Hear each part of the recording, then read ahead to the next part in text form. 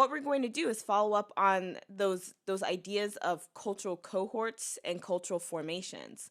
Remember, those are our groupings that we usually are involved in as human beings, right? Based on different parts of ourselves.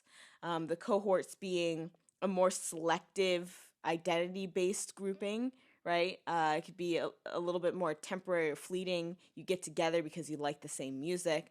Or you could have something that's more permanent, a formation grouping where so many aspects of yourself are aligned with other people in that same formation. So we'll talk about how old time music making, a tradition and a practice that is still popular today, pre-COVID, ideally. We'll talk about how that functions as both a type of cohort and a formation, and just the history, right? And I think this is a cool unit and textbook chapter because it shows you how traditions are kind of invented. They don't really come out of nowhere. They're formed and shaped over time. Alrighty. So you can generally find folk music traditions in almost any type of society or country. Generally, the main types of musical traditions you'll find are popular music traditions, folk music traditions, and then also indigenous music traditions. So in the United States, there is a long history of folk music tradition, and it's really been a large part of shaping U.S. society and culture from the very beginnings of the settler colonies, I should say. So think early 1600s, 17th century, where European colonists and colonial types were coming over into the United States, or the colonies at that time. And so folk music is often known or referred to as American roots music because so many of the musical practices that we listen to today have some sort of connection to a folk music practice. It kind of is one of those um, aspects of American music that unites all the diverse music practices together, are these folk roots. And we can think of things like blues music, right? Pop music.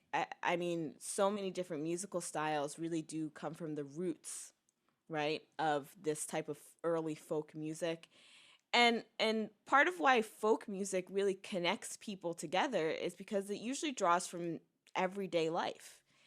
People are telling stories about their everyday life through song and through dance, and this is a powerful way of people feeling connected together, right? Having social solidarity and synchronicity.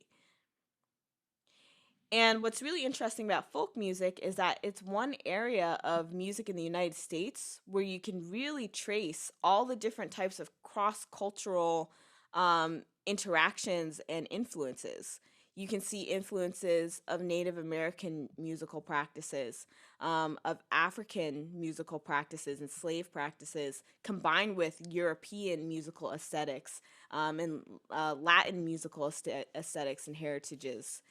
It really does all come together with folk music because it shows the way that people in the United States interact and how they migrate and travel with each other, and how they combine their cultural practices. So, one key aspect of folk music is that it tends to be what is considered an oral tradition. And oral traditions are usually not notated or written down. They're usually passed down orally, meaning that the way the music is learned, and the way the music is spread or disseminated happens through listening, and having it be passed down and memorized by generations and generations. And what makes folk music so special is that it's this oral tradition that is so often not written down, has to be preserved by communities and cultural groups and even individuals in some cases. So it makes it very special because you're only likely to know this music if you're part of a certain community. And it's special to have it passed down to you. It means that you're part of a lineage, right? Part of something greater than yourself. And what you find is that the core of folk music stays uh, pretty similar to when it was created, but it does change over time. Because think about it, right? If you're never writing anything down and you're only passing things down by word of mouth, it's bound to change as each generation or each person hears it, right? Do you guys remember the game of telephone that you'd play as a kid? You'd have one person say a message or a phrase, and then you'd pass it around the circle. And usually by the end of that game, right, by the time you get to the last person who hears the message, it's completely manipulated or different. Same thing happens with folk. So these songs and these dances are bound to change over time because some people make improvements, right? A lot of early folk music was made by amateur musicians, so there may be some awkward melodies or harmonies or rhythms. So over time, people make some improvements to them.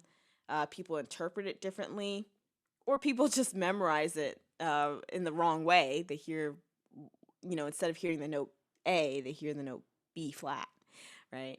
Or they forget. So it's a very interesting tradition of folk music because it keeps getting passed down, and all of these different cultural groups and individuals get associated with it, and they shape it to their personal experiences. And a lot of the times, these changes are usually widely accepted. They're valued. People think they're fine. If a community doesn't like a change, then they just don't adopt it, and it never gains traction. So it fades away in time.